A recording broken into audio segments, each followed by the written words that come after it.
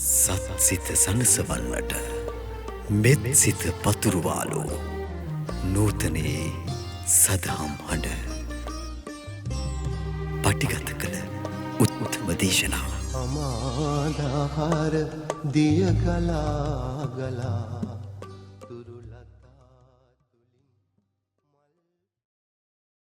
තා ප්‍රශ්නයක් තියෙනවා මේ ලෞකික මෙන්ම ලෝකෝත්තර අරමුණු උදෙසා අප උත්සාහයෙන් කටයුතු කිරීමේදී රූප ශබ්ද ආදී ලෙස ස්පර්ශ වන අරමුණු සියල්ල විපාකද කියලා මේ අහන්නේ එක. දැන් විපාක ස්පර්ශය කියලා එකක් තියෙනවා. ඒකෙදි දකින්න තියෙනවා මෙහෙම දෙයක්. කර්ම වේගයන් විවිධාකාර කාලයක ඵල දෙන්න සකස් වෙච්ච කොටස් වශයෙන් එනවා තියෙනවා. යම් කිසි පාප කර්මයක් සිද්ධ කළොත් පෙර භවයක හරි ප්‍රවෘත්ති විපාක වශයෙන් කැරකිලා ඒ පාප කර්මයේ ඉන්න අවශ්‍ය කරන දේවල් මෙලෝදීම ඇසත් ඊට අනුකූල කරලා රූපයත් ඊට අනුකූල කරලා හදලා ඒකට මුල ගැසෙන අවස්ථා තියෙනවා. දැන් අනිෂ්ට අප්‍රිය වන පාප කර්මයක් සිද්ධ කරලා යම් කිසි පුද්ගලෙක් ඒ පාප කර්මයේ ක්‍රියාකාරීත්වය යම් තැනක සිද්ධ වෙන්න ගොඩ නැගුණා නම් කර්ම වේගයෙන් ශාරීරිය අපාගත වීමට හේතු වෙන ශාරීරියක් වෙනවා. අවශ්‍ය පරිසරය අපායක් වෙනවා. අපායේ ගිනිදල් කවුරුවත් හැදුවා නෙමෙයි. අර කර්මයෙන්ම මැවිච්චා. කර්මයෙන්ම බාහිරට හැදිච්චා. අර දුක විඳවන්නේ. ඒකට ගැලපෙන කය ඒ දුක වෙන්නවල කර්මයෙන්ම ගොඩ නැගුණා. ඒ කයට අපායේ ගිනිදල් හෝ අපාය වෙන පිච්චීමක් 10ක් හෝ අපායේ අම්පල් ළඟින් ඇතිවෙනා වූ හිඟි හිංසාව ආදී. අර කර්මයේ විපාක ඉවරනකන් කර්ම විපාකයක් වශයෙන් හො කරා එනවා. ඒකෙන් දුක් විඳින්න සිද්ධ වෙනවා. දැන් අනුන්ගේ බලවත් දුබලයා මරාගෙන බලවතා විසින් නැගී ඉඳලා මෙහෙම කටයුතු කරන්නේ යම් කිසි කෙනෙක් කරනවා නම් මේක තිරිසන් වැඩක්. ඒ නිසා ඒ තිරිසන් විපාකයේ උපදින්න හේතුකාරක වෙන විදිහේ ක්‍රමවේදයක් අරගෙන ඒකට ගැළපෙන විදිහේ කායක් හදාගෙන තිරිසන් ලෝකේ උපදිනවා. ওই තිරිසන් ලෝකේ උපන්නාට පස්සේ අනුන්ට වෙහෙතරපත් කරලා අනුන්ට දාහෙටපත් කරලා අනුන්ගෙන් අසාධාරණ විදිහට කාපුවා ගෙවන්න සිද්ධ වෙනවා. කවදාවත් වයසට ගිහිලා මැරෙන්න එක තිරිසනෙකුට හම්බ වෙන්නේ නැහැ. ඔය ගෙදරක හදන බල්ලෙක් කරින්න. කැලේ ඉන්න හැම සතෙක්ම මොකද වෙන්නේ? තරුණ වයස පයින්නකොට, යන්තම් මැදි වයස එනකොට, ඇස් දෙක පොඩ්ඩක් අඳුරු වෙනකොට, හයි හතිය පොඩ්ඩක් අඩු වෙනකොට, ඇඟ සීමාවට වඩා මහත් වෙලා පිම්බිලා එනකොට, අනිත් සතායිකලා තරණ කරලා බීලා ඉන්න ක්‍රමයක් නැතුව යනවා. එතකොට තව විරුද්ධ සතෙක් ඉන්නම් ඒක අල්ලගෙන කන. ඒක අර අමු අමුයේ ගොදුරු වෙලා කෑ ගහද්දි කෑල්ල කාලා මැරෙනකන් කනවා. මැරෙනකන් කෑලි කන්නා මිසක් මරලා කනවා නෙමෙයි කාලා මරනවා. එහෙම දුකකට ගෝතරේ ඉන්න සියලු සත්ත්වයින් සියලු තිරිසනුන්ට හේතු වෙනවා. කැලේ ඉන්න කිසිම තැනක තරුණ සතෙක් එකෙක්වත් නැහැ. තරුණ සත්ත්වෙ ඉක්ම ගියාට පස්සේ නාකි වෙච්ච වඳුරේකුත් නැහැ. නාකි වෙච්ච කුරුල්ලෙකුත් නැහැ. නාකි වෙච්ච කැලේ ඉන්න හරියෙක් වෙන සතෙක් මොකෙක්වත් නැහැ.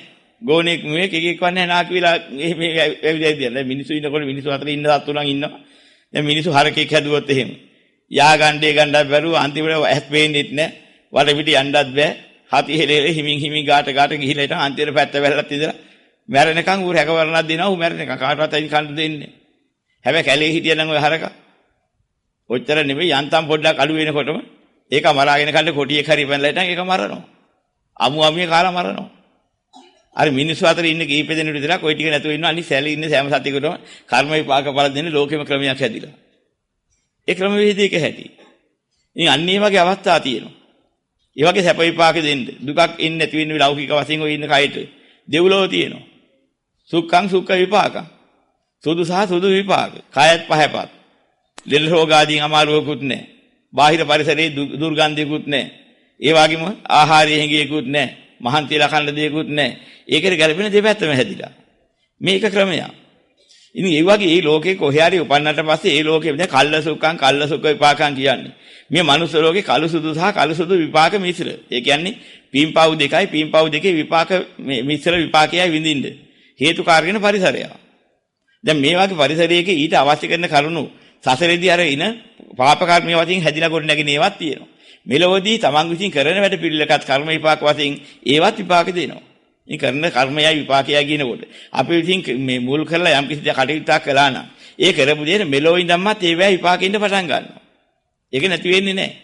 ඉතින් දැන් අපි හිතමු යම් කිසි ආකාරයකින් මුලාවටපත් වෙලා ලෝක සත්‍යව හරියට දුක් විඳිනවා. වැරදි වැඩ කරලා. ඉතින් මෙලොවදී මුලාවටපත් වෙලා කරපු වැඩක ප්‍රතිඵලයේ මෙලොවදීම ඉන්නත් පුළුවන්. කර්ම විපාක කියලා අමුතු જાතිය රහසක් නෙමෙයි.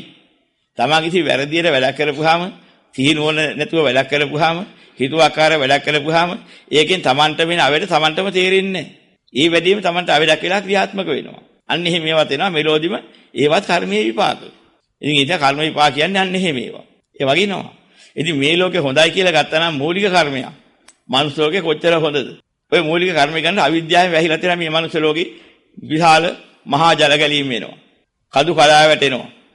මහා නියං කාල එනවා. වතුර පොදක් නැති වෙලා යනවා. කන්න මොකම නියං වලට අහුවිලා වසංගත වලින් ආහාර වෙනසිලා යනවා. ධාන්‍ය වෙනසිලා යනවා. බඩගින්නේ මැරෙන්න සිද්ධ වෙනවා. ඒ වගේ ලෝකයක මේ මොනවා හරි ආස්වාද කැලලක් දැකලා අනේ මිනිස්සෙක් කියලා මිනිස් වත්‍රේ උපදින්න දිනම් කොච්චර හොඳද? ඔයිට අතර ඔය අවිද්‍යාවේ තියෙන ගුණට යට වෙලා ඔය අදහස ගත්තා නම් ඒකෙන් ප්‍රතිඵල නිතරේ ඔක්කොම මිනිහගේ උත්තර වෙන්න සිද්ධ වෙන්නේ. අර කියන වැස්සට අහු වෙන්නේ, නාය යන්නේ, ගම් වතුරට අහු වෙන්නේ. අර හොඳයි කියලා බුලාවෙන් ගත්ත ලෝකේ ඔය දැක්කේ නැති හින්දා. ඕවා දැනගත්තා නම් පෙර භවයේදී මීට එහා භවයේදී මේක හොඳයි කියලා නිගමනය කරනවා. අන්න විදර්ශනා කරනවා කිව්වේ යමක ආදීනව තියෙන හැටි දකින්න ඕනේ. ආස්වාද මාත්‍රේට ආදීනව කොච්චරද? ඒ පරිසරයේ ඉන්නකොට ඇති වෙන ආදීනව කොච්චරද? ලස්සන කයක් බලාපොරොත්තු වෙන කය හදාගත්තොත් ඒ කය එතෙන් නිකන් ගොඩනගෙන නිකන් පොඩි කාලේ ආදීනව කොච්චරද? ඒ කාලේ ඉක්ම ගියාට පස්සේ මහලු වෙලා මැරෙනකන් විඳින්න දුක කොච්චරද? ඒවත් දකින්න ඕනේ. දැකලා ඕනේ හොඳ එක හොයන්න. ඒතර වෙනවා නරක 100ක් මැද තියෙන හොඳයි කියන රවට්ටන එකක් මිසක් හොඳ එකක් ලෝකේ නෑ කියලා. ඔන්න ඕක දැක්කහම මොකද වෙන්නේ? අට්ටි යති හරායති ජිගුච්ඡති. ඕන්නේ කාරණා තුන පේන්න පටන් ගන්නවා. අට්ටි යති. මේක පෙලෙනවා. හරයක් නැතිව බල්ලෝ ඇටලෝනවා වගේ හපහපා ඉන්නවා වගේ ආස්වාද පසකින් පිලි ඉන්න එක මිසක් වෙන එකක් නෑ. මේ සංකාරයන්ගේ හැටි ඕකනේ. ඔන්න අනිච්ච දැක්කේ ක්‍රමය. සබ්බේ සංඛාරා අට්ටි යති කිය දැක්කේ තමයි සබ්බේ සංඛාරා අනිච්චාති කිය දැක්ක එක. තව ක්‍රමයකින් දැක්ක හැකි සබ්බේ සංඛාරා අනිච්චාති කියන එක. මොකද්ද? හරායති. මේක ගණ්ඩ හරයක් නෑ. ලැජ්ජා වෙන්න නම් මේකේ හර හොයන්න ගියාම මොලේ තියෙන මිනිස්සෙක් මේක දැක්කම මේ ලෝකේ තව සාරත්වය හොයනවාද? පෙන්නේ රවට්ට කිසිම සාරත්වයක් නැති ලෝකෙක. සාරත්වයක් හොයලා ලෝක සත්‍යය රැවටෙනවා. නුවණින් ඕක දැක්කලා පස්සේ ඌවා සාරත්වයේ හිමින් තව සැරිසරන ලැජ්ජාවක් ඇති වෙනවා. අන්නේ ලැජ්ජා ස්වභාවයටපත් වෙනකන් යථාර්ථය දැක්කනම් සබ්බේ සංඛාරා jigucchati කියන්න පුළුවන්. සබ්බේ සංඛාරා අනිච්චාති කියපු තව ක්‍රමයකින්. අට්ඨියති හරායති jigucchati. මේ සබ්බේ සංඛාරා හරායති කිව්වේ සබ්බේ සංඛාරා අනිච්චාති කිව්වේ ඒකේ තව ක්‍රමයක්. හැම පැත්තෙම ජරා ගොඩවල්. මේක කවදාවත් ගන්න හරියක් නැහැ. මල මුත්‍රා ගොඩවල් මිසක් වෙන මොනවත් මේක ගන්න දෙයක් නැහැ. මේ හොඳයි කියලා අන්න සියලු ශරීර. මේ ශරීර පෝෂණය කරන්න, ශාරීරික රැකවරණය කරන්න, ශාරීරිය අල්ලගෙන පංචකාම විඳින්න මේ වගේ දෙයක තමයි මේ ශාරීරිය මුල් කරගෙන මේ ලෝකෙ ඉපදලා මේ හොයන්නේ. ඉතින් මේක මල මුත්‍රා ගොඩවල වලින් හැදිච්ච වැඩක් නැති මහා දුක් ගොඩක් අරගහගෙන සැප හොය යන එක මොනතරම් මෝඩකමක්ද. මේ සබ්බේ සංඛාරා jigucchati කියවනම් සබ්බේ සංඛාරා අනිච්චාති කියන එක තුන් ආකාරයෙන් කිව්ව හැටි. තමයි බුදුරණන් වහන්සේ දේශනා කළේ කතමාචානන්ද සබ්බ සංඛාරේසු අනිච්ච සංඥා. ඉදානන්ද විකු සබ්බ සංඛාරේසු අට්ඨියති හරායති jigucchati අයං උච්චතානන්ද සබ්බ සංඛාරේසු අනිච්ච සංඥා. මේ බුදුරණන් වහන්සේ අනිච්ච වෙන්නකෝ හැටි. ඉතින් ඕක තමයි අනිච්ච කියන්නේ සංස්කෘත වචනයක් දාලා අනිත්‍යයි කියලා දාලා අනිත්‍ය කියන්නේ ස්ථිර නෑ කියලා සංස්කෘතයෙන් පදේ අර්ථය අරගෙන එහෙනම් අනිත්‍යයි කියන්නේ ස්ථිර නෑ කියලා හදාගත්තා. ඉතින් ස්ථිර නැති නිසා අනිත්‍යයි කියලා කියනව කිසිම තැනක් බුදුරණන් වහන්සේගේ දේශනාවකත් නෑ. දේශනා විග්‍රහ කරලා වටුවාවකත්. ඉතින් කොහෙන් අපිට ආවද? ඕක ආවට පස්සේ අපිට දුක තේරෙන්නේ නැහැ. ස්ථිර නැත්නම් දුකයි, ස්ථිර නැත්නම් දුකයි කියනවා වල කිය ඉන්නවා කිව්වේ ඒකයි. ඉතින් කිව්ව කෙනෙකුත් නෑ බලනකොට. නැවත අපේ වාසාවේ තෝරලා තියෙන්නේ ස්ථිර නැත්නම් දුකයි කියන එක. අනිත්‍ය කියන්නේ ස්ථිර නෑ කියලා. කවුද ඔක තෝරන්න පටන් ගත්තේ? මොන න්‍යාය ධර්මයට අනුකූලව තේරුවේ කිව්වොත් කෙනෙක් නෑ තෝරපු කෙනෙක්. කවදා හරි අපිට ඇවිදලා තියෙනවා. ඉතින් කොහොමද අනිත්‍ය දැක්කේ නැත්නම් නිවන් දකින්න බෑ. ඇත්ත දෙක කනකලා වාගේ. ඇත්ත දෙක කනකලා ලෝකේ දකින්න බැරුව වාගේ තමයි අනිත්‍ය දකින්න බැරි දාට නිවන් දකින්න බෑ. මුල කැපුවා. ඔතනින්ම කැපුණාම නිවන් හම්බෙන්නේ. පැහැදිලිව විලාක විග්‍රහ කරලා තියෙනවා. ඉතින් කොතනකවත් නැහැ ස්ථිර නැති නිසා දුකයි කියලා කියපු කතාවක් මේ වෙනව දෙයක් නැහැ. ඒකයි කාරණේ. ඉතින් අපි දුක වසුරු පිටක් අර එළිය ගඳ ගහනවා බල්ලෝ පහරලාද ගිහිල්ලා. දැන් ඉතින් ගඳ එනවා නාහෙට හරි මේ අවුවට කරගෙන එන්න පටන් ගත්තොත් නාහෙ කඩාගෙන යන ගඳක් එනවා. සැපදේ ගඳ. ගඳ එන සැපද මොකද කියලා කාගෙන් හරි අපි අහනවා. මොකද්ද ගන්ධාසාරයේ පලාතින් ඉන්න බෑ නාහෙ කඩාගෙන ගියා මට නම් ගන්ධාසාරය බෑ මෙතන ඉන්න කියලා. ඒ කියන්නේ බලුවේට ඉස්තිර නැති හින්දාද? ඔව් කියන්නේ. බලහක මේ ගඳ ඉන්නට බලුවේට ඉස්තිර නැති හින්දානේ. මේක මොන න්‍යායක්වත් තියනවද? ගඳ දුකයි. තුවාලයක් හැදෙනවා. කැක්කුමේ ඉන්න බෑ. ඇයි තුවාලේ ඉස්තිර නැති හින්දාද? ඔව් කියන්නේ. මොකද්ද මේ න්‍යායය? කෝ ඥානවල ගෝචර වෙමු. ඉතින් ඥානවන්ත වෙන ගෝචර දාම බුදුරන් වහන්සේ දේශනා කිය අනිත්‍යය නම් දුකයි කිය ඉන්නවා. කොයි විමර්ශනේ? විමසලා බැලුවා නම් පේනවා මේකේ වෙන මොකක් හරි පරස්පරයක් තියෙන්න ඕනේ. හොයන්න ඕනේ ඇති. බලපුවාම ඇත්තනේ ඉන්න. බුදුරන් වහන්සේ කොතනකව පේනන්නේ ඉස්තිර නැති හින්දා දුකයි කියන එක. ඒක දෙවෙනි කතාව. ඉස්තිර නැත්නම් දුක එන ක්‍රමයක් තියෙනවා. හැබැයි ඉස්තිර නැත්නම් දුක ඉන්නේ ලෝකේ අල්ලාගත්ත අය. ලෝකේ අල්ලාගත්ත අය ලෝකේ වටිනාදියක් තියෙනවා කියන අවිද්‍යාව නිගමනයක ඉන්නවා. අනේ ඒ වටිනාදිය මට ලැබුණා කියලා උද්‍යාම වෙලා සන්තෝෂයෙන් ඉන්නවා. අනේ ඒක නැති වෙලා කියන එක හඬනවා දුක් වෙනවා. එහෙනම් ඉස්තිර නැත්නම් දුක කියන එක අවිද්‍යාව නිගමනයේ තියෙනගේ වැඩක් නේ. අවිද්‍යාව නිගමනයේ තියෙන තාකල් ඉස්තිර නැත්නම් දුක කියන එක හම්බ වෙනවා. ඕක අවිද්‍යාවේ නිගමනය ලෞකික නිගමනයක් මිසක්. ඕක බුදුරන් වහන්සේ පෙන්නපු නොපෙනෙන ලෝකෝත්තර ධර්මයේ නිගමනයක් නෙමෙයි. ඒකයි කාරණේ මිනිහට වැහිලා තියෙන පැත්තක් තියෙනවා. ඒ පැත්ත මත කොල්ල ගන්න කියලා වෙන්නේ. ඒක තමයි කිව්වේ ලෝකේ අසාරත්වයේ දකින්න ක්‍රම තුනක්. අට්ඨියති හරායති ජිගුච්ඡති. ඒ වගේම ලෝකේ කොච්චර සැපයි කියලා මුලාවෙන් බැඳගෙන හිටියත් ඒක ගෙවිලා ඉවරුනාට පස්සේ ඉතුරු වෙච්ච හරයක් නැති බව පේනවා. එහෙනම් ඉතුරු වෙච්ච හරයක් නැති එකක් අල්ලගෙන ඉවිලා හරයක් තිබිලත් නැහැ. කොච්චර දුක් විඳින්නේ හැකගෙන ඒක පෝෂණය කර හිටියත් හරයක් තියලා ඉවත් විනාශ වෙලත් නැහැ. එහෙනම් මේ ලෝකේ හරයක් නැත්නම් අන්න ඒක දුකක්. හරයක් නැත්නම් අසාරයි. ඔන්න ඕක දකින්න ඕනේ. ලෝකයා හරයක් තියනවා කියලා හිතාගෙන තමයි අවිද්‍යාවේ කොට වෙලා මේ යන්නේ. ලෝකේ හරයක් තියනවද නැද්ද කියලා විමර්ශනය කරන්න බුදුරන් වහන්සේ ධර්ම මාර්ගය දුන්නා. ඒ ධර්ම මාර්ගයට බලනකොට කොච්චර ප්‍රියයි මනාපයි යහපතයි කිය හිටියත් ඒක ගෙවලා වුණාම හරයක් ඉතුරු වෙන්නේ නැහැ. දුක් විඳලා හිටන් ගිහිල්ලා බැලුවත් අන්තිමට ඉතුරු වෙන හරයක් නැහැ. එහෙනම් දුක් විඳලා තියෙනවා ලැබිච්ච හරයක් නැහැ. ලෝකේ හැටි ඔච්චරයි. මෙන්න මේ න්‍යාය ධර්මයේ දකින්න ඕනේ. දැක්කට පස්සේ තමයි දකින්නේ අනත්තං අසාර කට්ටේනාති. අනත්තයි කියන්නේ සාරත්වයක් නැහැ කොතනකවත්. මනෝ ධර්මයන්ගේ තිබෙන්නේ ආකින්චඤ්ඤායතන කියන තෙන්ද ගියාම ලෝකේ උපරිම සමාධි සුවයක් තියෙනවා. ඕකත් ඉක්මවලා ගියාම තවත් ඊට වඩා උපරිම නේව සංඥා නා සංඥා කියනව සමාපත්තියක් තියෙනවා. ලෞකික සමාපත්තියේ උපරිම සමාපatti සුවේ තියෙන නේව සංඥා නා සංඥා වලට ගියාම අන්නේ තෙන්දි බලාපොරොත්තු වෙනවා මේ සාන්තිය දැනීම හැඳිනීම සහිතයි. නැත්නම් මනෝ සංකාර සහිතයි. ඔයිට වඩා සමාධි සුවයක් නැහැ ලෞකිකත්වයේ තුල. ලෝකෝත්තර සමාධියේ වෙනයි අරිහත් ඵල සමාධිය අග්‍රයි ශ්‍රේෂ්ඨයි. ඒක වෙනම අංශයක්. මේ ලෞකික සමාධි තුල තිබෙන ඉහළම සමාධි සුවේ තමයි නේව සංඥා නා සංඥා තුළ අෂ්ට සමාපත්තියේ අටවෙනි සමාපත්තියේ සමාධි සුවේ. එතෙන්ද ගියා නම් බැලුවා නම් එතෙන්දි වැදගත් දෙයක් දකින්න මේ ආරි ධර්මයේ තේරුම් අරගත්ත කෙනෙක් එතෙන්ද ගියා. එයා දකිනවා මේ මනෝ වේදනා සංඥා කියන සංඛාරي මොහොතකින් ගොඩ නගන්න ඕනේ. ඒකේ කාල ගොඩ නැගුවාම ඒකේ පවතින කාලේ කුස්මක් උඩරගෙන පහතරන් තරම් විලාවක් විතරයි. එච්චර මහතකින් ඒක ගොඩ නැගුවේ ගෙවිලා යනවා. ඒතර පේනවා මං ආසාවෙන් ජීවිතයක් ගොඩ නැගුවා. කිසිම හරයක් ඉදිරි නැගලා නැතුව ගෙවිලා ගියා. ආයිත් ගොඩ නගලා බැලුවා. ඒකත් කුස්මක් කරගෙන තමයි ගොඩ නැගුවා. කුස්මක් කරියා වාගේ ගෙවිලා ගියා. කිසිම හරයක් ඉතුරු කරලා නැහැ. එහෙනම් මේ වේදනා සංඥා කියන ඒවා හරයක් නැති ගොඩනැගීම් මිසක් මොකද්ද මේ ගොඩනගෙන එකේ තියෙන ලැබෙන ප්‍රතිඵලය. ප්‍රතිඵලයක් නැති දෙයක් වටිනවා කියලා ගොඩනගෙන ගානේ උත්සාහයේ වීර්යයෙන් ගොඩනගෙනවා ගෙවිලා යනවා හරයක් ඉතුරු කර. එහෙනම් දුකක් ගොඩනගෙනවා නිසා වෙන මොකද්ද ගොඩනගන්නේ කියලා තමාගේ ඥානියට මහා ප්‍රඥාවක් නැගිලා ඔක වැටෙන්න පටන් ගන්නවා. අනිදාර දකින්නවා මේ ලෝකයේ ඇතුලේ තියෙන සුවයි කියන සියල්ලම මෙන්න මෙහෙම හරයක් නැතුව ගොඩනගලා ගෙවිලා යන දේවල් මිසක් කිසිම හරයක් කිසිම දවසක ලබලා දීලා නැහැ. අනන්ත සංසාරේ වෙන කරලා තියෙන්නේ. ගොඩනගන්න දුක් වෙලා වෙහෙත වෙලා මට හරි කිව්ව සන්තෝෂ වුණා. හරයක් නැතුව ගෙවිලා ගියා. මෙන්න මේක දැක්කහම මනෝ ධර්ම නැත්නම් කාය සංකාර, වචී සංකාර, මනෝ සංකාර කියන මේ සංකාර තුනේම අසාරත්වයේ දකින්න අවසානයේ. ඔය ඉහළ බලන්න අසාරත්වයක් නැහැ. ඔය තමයි අන්තිම අසාරත්වය. ඕක දැකලා මත්තේ මොකද කරන්නේ? මම නැවත වාරයක් මේ සංකාර ගොඩනගන්නේ. මට වැඩක් නැහැ කියලා නතර කරන අවස්ථාව දකින්න ඔතෙන්දී. නතර කිරීමේ හැකියාව ලැබෙනවා. අතරව ගා මොකද වෙන්නේ? සංකාර නිරෝධ වෙලා විඥාන නිරෝධ වෙනවා. නිරෝධ සමාපත්තියට යනවා. අන්න නිරෝධ සමාපත්තියට සමාදින ක්‍රමී. කර්ම ශක්තිය තියෙන නිසා මැරෙන්නේ. නිරෝධ සමාපත්තිය ඉන්න හිත ගොඩ නගන්න නැතු. දැන් හිතකුත් නැහැ. මහන්සියකුත් නැහැ. ගොඩනබ කෙනෙකුත් නැහැ. දැනීමකුත් නැහැ, හැඳිනීමකුත් නැහැ. ඒ සියල්ලම කෙලවර කරපු තැන හේතු ඇතුව ගිහිල්ලා. ඔය සංඥා නිරෝධයයි සංඥා වේදාහිත නිරෝධයයි දෙක. දැන් ඔකට සංඥා නිරෝධයේ නිවන කියලා පනවලා බොහෝ අය ඔකට රැවටෙනවා. සංඥා නිරෝධ කළොත් අසංස සත්‍යයේ උපදිනවා මහා කල්ප 500ක් ගල් ගෙඩිය වගේ තිබ්බා වගේ ඉඳලා ඒ ආයෙත් ගිය ගමන් ආයෙසරයක් ඇවිල්ලා මනුස්සලෝකෙ සැරිසරන්න ඕන. ඒක නිවන් මාර්ගයක් නෙමෙයි. නමුත් ඒක දකින්න නැති අය ඕක නිවන් මාර්ග කියලා මුනිවරු කියලා ඉස්සරහ හිටියා ඉන්දියාවේ. ওই කට්ටිය තමයි මුනිවරු හේවත් මේ රහතන් වහන්සේලා කියලා ඒ කාලේ සැදින්නේ. ඒ ධර්මයේ මෙහාටත් එනවා කලින් කාලේ.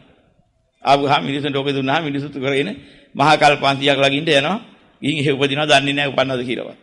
ඉතින් මහා කල්ප 500ක් කියන බුදුවරු කියනවා මෙහෙ පහල වෙනකන්වත් නිවන හම්බෙන්නේ නැහැ, දකින්නත් නැහැ, මොකුත් නැහැ, නිවන් දකින්න මග පේන්නේ නැහැ, වෙහිලා ගියා. ඔය කොයි කාලේ කරේ ඉදිරියට මනුස්ස ලෝකයේ ඇතල කරින් මහා කල්ප 500 විරුද්ධාට මේ ලෝකේ හැදිලා තිබිච්ච කාලෙක මෙහෙ උපදිනවා. උපන්නට පස්සේ මේ භාවනාව කරගන්න බැරි වුණොත් නිකම්ම පෘථජන යම යාවි. පෘථජනකමට මොකද කරන්නේ? මොනවා හරි අර තියාගත්ත මානනාකාරකම් ලෝකකම් ඉස්සරහ තිබුණා වගේම හදාගෙන අපාගත වෙන්න පුළුවන්, වතුරු වෙන්න පුළුවන්. මානින මක්කටෝ, අතිමානින කුක්කුටෝ. මානිය වතුරෙක් වෙනවා, අතිමානිය බල්ලෙක් වෙනවා. ඒ වෙන හැටි සංකාර වල හැටි. ඉතින් වතුරෙක් බල්ලෙක් වෙන්නත් පුළුවන්. ඒ තාත්තේ ඉක්මවා ගිහිල්ලා අටමහා නරකේ අනන්ත දුකින් සැඳ වැටෙන්නත් පුළුවන්. එහෙනම් මොකද ලැබුණ සැනසෙල්ල? මහා කල්ප 500 කාලේ කාදාලා ආයතන සසරේ දුක් විඳීම හැමෝයි. පොඩ්ඩක් විනාශ වෙලා නැහැ. ඉතින් ඕක දකින්නේ නැහැ ලෞතර බුදුන් වහන්සේ නමක් ඕකේ සත්‍ය වෙන්නේකන් ලෝක සත්‍යය ඔය අසඤ්ඤ සත්‍ය භාවනාවෙන් හැවටිලා අසඤ්ඤී ගොඩනගලා හිටන්. නිවන් දැක්ක කියලා හිතාගෙන හැවටිලා ආයතන දුක් විඳිනවා. ඒක අවිද්‍යාවේ හැටි. ඉතින් සංඥා වේදයිත නිරෝධයයි සංඥා නිරෝධයයි දෙකම. සංඥා වේදයිත නිරෝධේ නවන්නේ නව අනුපූර්ව සමාපත්තිය ගොඩනගලා ඉන්න ඕනේ.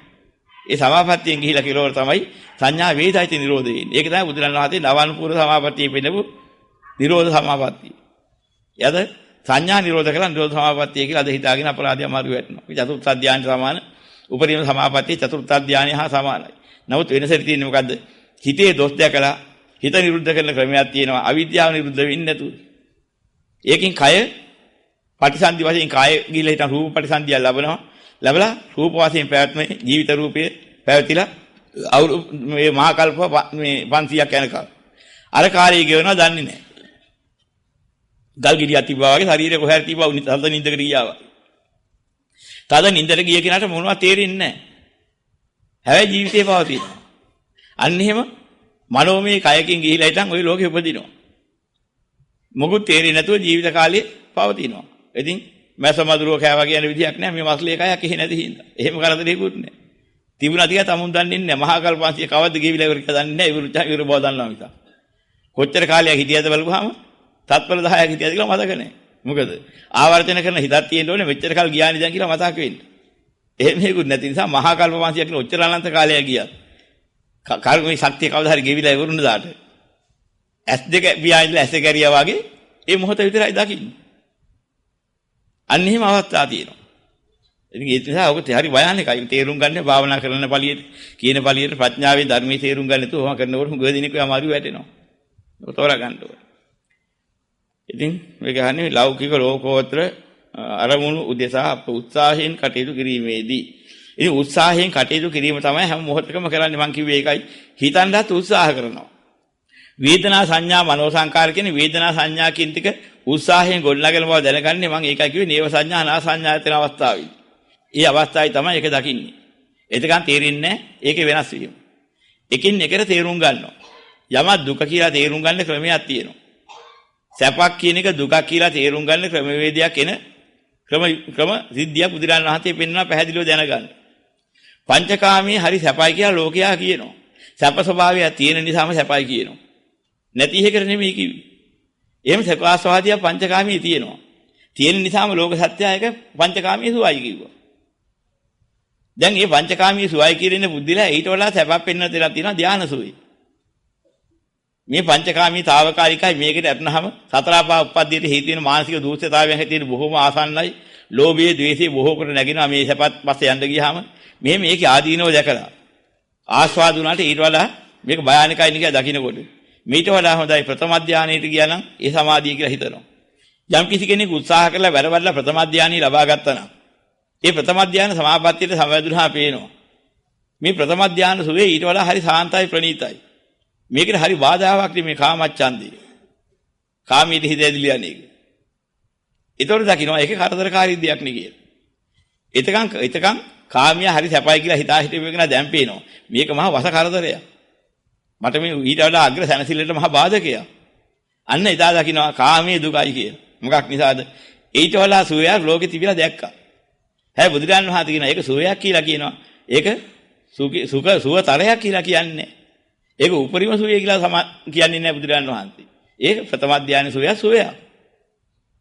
ඒතර මොකද කරන්නේ? ඒ ප්‍රථම ධානය සුවයෙන් එහාට තව සුවයක් තියෙනවා. ඒක තමයි ද්විතීය ධානය සුවය. විතරක විචාර කියන දෙක ඉවර වෙන්න ඕනේ ඒක. ප්‍රීතියයි සුඛයයි ඒකාග්‍රතාව කියන ධානාංග තුනයි තියෙන්නේ. ප්‍රථම ධානයේ සවිතක්ක සවිචාර කියන දෙකකුත් තිබුණා. ආසන්න කාම හතුරන්ගේ හැඟීමත් එනවා. ඒ දෙකම කරදරයක්. ඊට වඩා හරි සාන්තයි ප්‍රණීතයි අර ද්විතීය ධානයේ තිබෙන ප්‍රීති සුඛ ඒකාග්‍රතාව කියන මේ ධානාංග තුනේ සුවේ. ඒක වරුවක් නෙමෙයි. ඒ සුවේන් උපරිම සුවය කියලා කියන්නේ නැහැ. ඒක සුවයක්. ප්‍රථම ධානය සුවයට වඩා වැඩි සුවයක්. අන්න ඒතොර දකින්නවා. ප්‍රථම ධානයේ යම්කිසි සවිතක්ක විතක්ක ਵਿਚාර දෙකක් තිබුණා නම් නැගින්න එනවා නම් ඒකට වදිනවා නම් ඒකට නැගිනවා නම් ඒකේ හිත හැතිරෙන්න වෙලාවක් තියෙනවා මේ ද්විතීය ධානය සුවය ගන්න මහා බාධක කියන්නේ. ඒකට හරි මහා අවුල කරදරයක්. කොහොම දකින්නවා එතෙන්දී. අන්නයා දකින්නවා අර සවිතක්ක සවිචාර දෙන විතක්ක ਵਿਚාර දෙකේ මහා කරදර දුකක් නේ තියෙන්නේ කියලා. ඒකත් අරිනවා. අන් ඒතොර දකින්න අර ප්‍රීති සුඛ ඒකාග්‍රතාව දැන් හරි සුවයි. දැන් එතෙන්ට ගියාම දකින්නවා. මීටර මේ ප්‍රීති කියන එක එන්නේ නැත්නම් සුවයයි ඒකාග්‍රතාවයයි එනනම් කොච්චර හොඳද? ඊට වඩා ලොකු සාන්තියක් තියෙනවා සුවයක් තියෙනවා. ඒ සුවයටපත් වෙලා පුරුදුනහම දකින්නවා. හරි කරදරයක් මේ ප්‍රීතිය. කොච්චර හරි ශරීරයේ ඔප්නංග වෙනවා ප්‍රීතියක්. ඒ ඉහළ සුවයට යන්න මේක මහා කරදරයක්. එහෙනම් මෙච්චර වෙලා හොඳයි කිව්ව ප්‍රීතිය දැන් දුකක් හැටියට දකින්නවා. අනුතරමින් දකින්න හැටි. සුව දුක හැටියට දකින්න ක්‍රමී. ඊට පස්සේ දකින්නවා සුඛ ඒකාග්‍රතාවය කියලා චතුර්ථ ධානය. එතෙන්ටපත් වෙනවා. එතකොට දකින්නවා මේ ශරීරයේ උපේක්ෂා ඒකාග්‍රතාවය චතුර්ථ ධානයට සුඛේ ගියාම සුඛේ ශරීරයේ පිනවනවා. උපේක්ෂා ඒකාග්‍රතාවයේ ශරීරයක් තියනවාද කියලාවත් දැනෙන්නේ නැහැ පොඩ්ඩක්වත්. මනෝමය කයක්වත් තියනවා කියලා දැනෙන්නේ. ඒ තරම් ආලෝකයක් විතරයි තියෙන්නේ. එතෙන්ට ගියාම ආයිත් සුඛයට වැටෙනකොට දැන් මේක හරි වෙහෙසක් නේ කරදරයක් නේ. මේක කොච්චර සාන්ත සුඛයක් තියනද මේ අර කියන උපේක්ෂා ඒකාග්‍රතාවය. අන්න ඒ වෙලාවේ තේරෙනවා අර සුඛය කියන එක ධානාංගයේ ඒකත් කරදරයක් බාධකයක්. අර උපේක්ෂා ඒකාග්‍රතාවයටපත් වෙලා හිටන් චතුර්ථ ධානයේ උපරිමයට යනවා. තනිකර ආලෝකයක් විතරයි. වෙන බර දෙයක් මොනවත් නැහැ සම්බන්ධයක් මොකුත් නැහැ. ආලෝකයක් තියෙනවා. හැබැයි ඊට පස්සේ එයා දකින්නවා එතනින් අරමුණු වෙනා මීට වඩා සුව තැන. ඒක තමයි ආකාසානංචයතනි. අනන්ත ආකාශයේ දකින්න පටන් ගන්නවා. අනන්ත ආකාශයේ මැද ආලෝකයක් අතින් හිර වෙලා ඉන්න ගුලියක් කියලා ඉන්න ආලෝක ගුලියක් දකින්න පටන් ගන්නවා. මේ මොකද්ද? අර සුවයි කියලා හිතුවේ මොකද්ද මේ? අර නිදහස් ආකාශයේ මොකද්ද? ඒකනේ නිදහස මේකේ. ඒකෙ තිබිච්ච ආලෝක කදම්බ ඇදලා රහිනම් ආංශු වශයෙන් හිර කරලා මිටි කරලා අල්ලගෙන ඉන්න මේ හිර කරගෙන ඉන්නේ. මෙච්චරලා හොඳයි සුඛයි කිය කී හිටියේ ඒකටනේ. ඔය අදහස දකින්නකොට අර ආලෝක ගුලිය නැත්නම් චතුර්ථ ධානයේ උපේක්ෂා ඒකාග්‍රතාවය තිබිච්ච ඒකාග්‍රතාවයත් දකින්නවා. ඒක දුකක්. නිදහස් වෙන්න ඕනේ. නිදහස ආස ඊට වඩා කොච්චර සුවද? අරූපයට ගියා. ආකාසානංචයතෙන්. නමුත් එතෙන්දි දකින්නවා. හරි සුවයක් වාගේ දැක්කට. පරම සුවේ ඒක නෙවෙයි. මොකක් නිසාද? මේ අනන්ත විඥානය ආකාශ ධාතුවකට බැඳිලා හැදිලා ඉන්නේ. ආකාශයට ඇදිලා හිර වෙලා. ඒ හිර වෙලා ඒකනේ බැඳිලා ඉන්න එක මහා වදයක් නේ. ඒකෙන් විඥානයේ නිදහස් වෙනවා නම් ආකාශයේ නිදහස් වෙන කොච්චර සාන්තද? ආකාශයේ විච්ඡේ සුවයි කී හිතේ වෙකලා දැන් වෙනවා මහා කරදරයක් ආකාශය. ඒකේ නිදහස් වීම කොච්චර සුවද? අන්න ආකාශයේ දුක දකින්න දෙන. ඒතර මහා විඥානය දකින්න අනන්තව පැහැදිලා. ආකාශයේ නිදහස් වෙයි. හරි සාන්තයි. ඒක ඇත්තද කියලා බලනකොට මෙනෙහි කරනකොට පේනවා විදර්ශනාට නැගිනවා. ඒක ඇත්තක් නෙවෙයි. ඒ අනන්ත ආකාශයක් මනස විහිදිලා තියෙන්නේ. උත්සාහයේ විහිදියේ ප්‍රසාරණයක් මේ තියෙන්නේ. උත්සාහයේ වීර්ය වෙහසක්. වෙහස විඳින්න ප්‍රසාරණය කරනට වඩා මේකෙන් අහක් වෙලා ආකින්චඤ්ඤ කියන කිසිවක් නැතුව හිතයි ගතයි දෙකේ සම්බන්ධයක් නැතුව ඒකේ නිදහස් වෙන කොච්චර හොඳද? ඒකින ආකින්චඤ්ඤායතෙන් දෙනවා. විඥානාන්තයතේ අනන්ත විඥානීය මහා වෙහසක් දුකක් නේ කියලා දකින්න ඊටලා කොච්චර සාන්තද මෙයත් ඇරලා ඉන්නේ. එහෙනම් මේකද සෑමසිල්ල. මේකද පරම සුවේ. එතන විදර්ශනා කරන දකින්න. නෑ ඒකත් හේතුවක ඵලයක්. මොකද්ද? මේ දැනීම් ඒකක ස්ථිර වෙන්න මනස විහිදුරවලා. මනසෙන් ගොඩනගනවා මේ නවතින්න ඉන්නේ. ඇකිල්ල යන්න දෙන්නේ නැතුව නවත්වනවානේ. මනස නිරන්තරයෙන් ක්‍රියාව ශක්තිය දිදිනේ මේ තියා ඉන්නේ. ඒක වෙහසක් නේ. ඒ ශක්තිය දෙන එකත් මනසෙන් නැවැත්වලා මනස කොච්චර නිදහස්. ඊට වඩා සුවයිනේ. අන්නෙතේපත් වෙන මොකද කරන්නේ? අර ආකින්චඤ්ඤ කියන අවස්ථාවට ශක්තිය නිකුත් කරව මානසික උත්සාහයේ වීරිය නතර කරනවා. කොච්චර සාන්තද? හිතියට වැඩිය සාන්තයි. හැබැයි එකක් වෙනවා. අර තිබ්බ තැන තියෙන්නේ නැහැ හේතුඵලයේ ගෙවිලා යනවා. බලායින් දැද්දි අර මුං ඇටයක් තරම් කල්ල ඇටයක් තරම් තිවිච්ච පොඩි ආලෝක පොඩ්ඩක් තිබුණා හිත කියලා ගොඩ නැගිලා ගියේ. ඒක දැන් ගොඩ නැගලා නැතුවම ඊට වඩා නිදහස් වුණා. මේක අඩු වෙලා ගිහිලා අපේ ඇටයක් තරම් වෙනවා. ඉන්දිකාර සුරත් තරම් වෙනවා. ඔහොම ගිහිලා අන්තිමට ගෙවිලා ඉවරෙන්න යනවා. දැනීම ඉවරෙන්න යනකොට හිතෙනවා දැනීම ඉවරයි කියන්නේ ජීවිතේ ඉවරයි. මරණ බයක් එනවා. මැරිලා බෑ. ආයි ගොඩ නගන ශක්තියක් දෙනවා. හැබැයි නවත්තන්නේ නැහැ කොතනකවත්. ආයෙසරයක් අර මුං ඇටයක් තරම් කල්ලාර දැන ප්‍රමාණය දැනීම විසිරලා යනවා. ආයි කෙවිලා යනවා. දැන් පේනවා ජීවත් වේද ගොඩ නැගුවා. අන්න දැනීම හැඟීම වේදනා සංඥා මනෝ සංකාර. සුද්ධ මනෝ සංකාරය ඔය. ගොඩ නැගුවාට පස්සේ කෙවිලා යනවා බලායින් දැන්. මොකොත් ඉතුරු කරලා නැහැ. ආයි ගොඩ නගනවා ජීවත් වෙන්න. එටිය කෙවිලා යනවා බලායින් දැන්. මොකොත් ඉතුරු කරලා නැහැ. මොකද ජීවත් වෙන්නේ. ජීවිතය ගොඩ නගන්නේ මොකද? ඔන්න උපරිම විදර්ශනාව නැගෙන සැන. මනෝ සංකාරය වල දුක දකින්න දැන. ලෝකේ තිබෙන උපරිම නේව සංඥා නා සංඥා තියෙන දුක දැක්කම තවත් මේ ලෝකේ සුඛ සමාධියක් නැහැ කියලා දකින්න. එදාට මොකද කරන්නේ? ඒක අත්හැරලා දානවා ගොඩ නගන්න නැතුව. තවත් දුක් විඳින්නෙක් නැහැ. උත්සාහය විරි අවසානයි. එහෙනම් දුකේ අවසානයේ ඉඳලා ගියන් නිරෝධයට වැටෙනවා. හිත ඉවරයි. හිතක් ගොඩ නගන්න තියෙන ශක්තිය උනා නම් අනුපූර්ව සමාපත්තියෙන් කියලා නව අනුපූර්ව සමාපත්තිය නිරෝධයට යනවා. නිරෝධයට ගියාට පස්සේ මොකද වෙන්නේ? අනාගාමී කෙනෙකුට තමයි ඒ විදර්ශනාවෙන් එතන ගිහින් තමයි නිරෝධයට යන්නේ. අනිරෝධයට ගියාට පස්සේ අනාගාමී ඵලය ලැබු කෙනාට අය හෝ එහෙම නැත්නම් එතනින්ම අධ්‍යක්ෂින් පූර්ණ වුණා නම් අවිද්‍යාව දුර හරිහත් වේ. හරිහතුන් වහන්සේ තහ අනාගාමී කෙනෙකුට නිරෝධ සමාපත්තියට සමවැදුනේ නැහැ. යන ක්‍රමී. ඉතින් ওই ක්‍රමයක් තියෙනවා. නමුත් පොතේ ඊටලා පොඩ්ඩක් වෙනස් වෙනවා. අධ්‍යක්ෂීම එකක් පොතේ ලියනකොට අපි අර ඉස්සෙල්ලා කිව්වා අධ්‍යක්ෂීම නැති කෙනෙක් පොතේ ලියන්න ගියාට පස්සේ ආසන්න දෙයක් ලියන්න පුළුවන්. නමුත් නියමයට ලියෙන්නේ නැහැ. ඉතින් පොතේ බලාගුවාම නත්ති කිංචි ගිය කියලා එතෙන්ට යනවා. එන්න ඒතන් සාන්තන් කියලා. ඒම සාන්තයි ඒම ප්‍රණීතයි කියලා එතෙන්ටපත් වෙනවා කියලා කොහොම කියනවා. ඉතින් සාන්තයි ප්‍රණීතයි කියලා කිව්වනම් මොකද සාන්තයි අධ්‍යක්ෂිම නැති දේ සාන්තයි ප්‍රණීතයි කියලා ගන්න බෑ. ඉන්න එක සාන්තයි ප්‍රණීතයි කිව්වොත් එතන ඉක්ම යන්න ක්‍රමයකුත් නැහැ. යම් කිසි සමාධියක ඉඳලා මේකම සාන්තයි මේකම ප්‍රණීතයි කිය කිව්වොත් ඒකේ දොස් දකින්නේ නැහැ නේ. ඒකේ සුවනේ දකින්නේ. කොහොමද ඉක්ම යන්නේ? ඉතින් මේ වගේ තැන් තියෙනවා තර්කයට ගැලපෙන්නේ නැහැ. අධ්‍යක්ීම් නැති අය සමහරවල් ලියපු කොටස් වෙන්න පුළුවන්. අධ්‍යක්ීම් දැක්කහම වෙන්න පුළුවන් ඒ බුදුරන් වහන්සේගේ දේශනාවේ මූල ධර්මයක් තියෙනවා. යමක් ඉක්මවන්න නම් ඒකේ ආදීනව දකින්න. ඒකේ දුක කරදරේ දකින්න. ඒකේ ඉක්ම යාමේ සාන්තිය දකින්න. අන්න එහෙම යනකොට ක්‍රමානුකූලව කෙරවට යන ගිය හැකියි. ඉතින් ඔහොම ක්‍රමයක් තියෙනවා. ඉතින් ওই ක්‍රමයේ තේරුම් අරගන්න ඕනේ. ඉතින් උත්සාහයෙන් කටයුතු කරනකොට ඉතින් ඔය කියන මේ යත් ඇති වෙන්නේ ඔන්න ඕකයි. ඉතින් මේ රූප ශබ්ද ආදී ලෙස ස්පර්ශවන අරමුණු සියල්ලම විපාකද කියලා මේ අහන්නේ. මොහතක හරි විපාක තමයි එන්නේ. සංසාරේ ඉස්සෙල්ලත් බෑ විපාක කියලා ගත්තොත් තමයි ඒක පටලවා ගන්න. මොහතක හරි කර්මයේ විපාකයක්. ඔතන ඇති වෙනවා. ඉතින් මේක දැනගන්න මේ රූප ශබ්ද ආදිය ලැබෙන්නේ කොහොමද කියලා බලන්න ඕනේ. මෙන්න මේ රූප ශබ්ද ආදී අපිට ලැබිලා. මෙන්න රූපයක්, මෙන්න ශබ්දයක්, මෙන්න ගන්ධයක්, මෙන්න රසයක්, මෙන්න ස්පර්ශයක්. මෙන්න මේ જાතිය රූපයක් මෙන්න මේ જાතිය ශබ්දයක් කියලා දකින්න ක්‍රමයක් තියෙනවා. ওই දකින්න ක්‍රමේ ඇහැට රූපයක් එනකොටම කවදාවත් දකින්න බෑ. ඇහැට රූපයක් එනකොට මනසට අවශ්‍ය කරන්නා වූ යම්කිසි රූප ක්‍රමවේදයක් ඇතුළට ගත්තා. බ්ලොක් එකක් ගත්තා බ්ලොක් එක ගහලා තව ෆොටෝ එක ගත්තේ නෑ. අනිවාර්ය ක්‍රමයක් කළා. ඇහෙන් රූපයක් දකින්න රූප මාත්‍රයක් දකින්නකොට වර්ණ මාත්‍රයයි දැක්කේ. රූපයක් දකින්න ඇහෙන් බෑ. රූපයක තියෙන තැනින් තැන තියෙන වර්ණ මාත්‍රයයි මොහොතේ මොහොත ගන්න. මෙහෙම ගත්තාම ඔය පංචද්වාර ආවර්ජණය කරලා ගන්න. මේ පංචද්වාර චිත්ත වීති. ඒ පළවෙනි එක චිත්ත වීතියකින් රූප මාත්‍රයක් ගන්නවා. රූප මාත්‍රය අර ගන්නවා විදිහට.